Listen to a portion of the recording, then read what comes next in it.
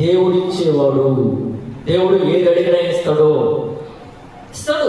నీ ప్రభువుని అడిగితే ఇస్తాడు.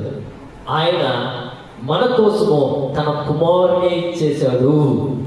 ఎప్పుడు తన సొంత కుమారుని మీకు అనుగ్రహింప ఇచ్చేస్తుండగా ఇంకేమడిగినా ఆయన మీకు ఇవ్వడా, ఆ కుమారుడితో పాటు సమస్తాన్ని మీకు ఇవ్వడా అనే మాట చాలా స్పష్టంగా ఉంటుంది.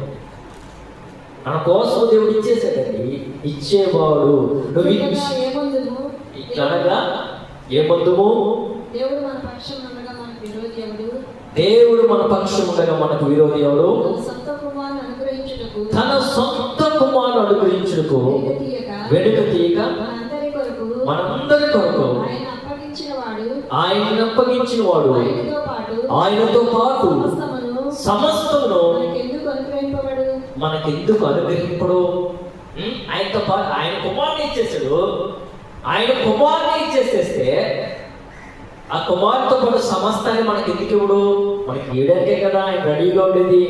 అయితే నువ్వెలాగున్నావు? అది పొద్దుకోవడానికి నువ్వు సిద్ధంగా ఉన్నావా? అమ్మా, ఆయన రెడీగా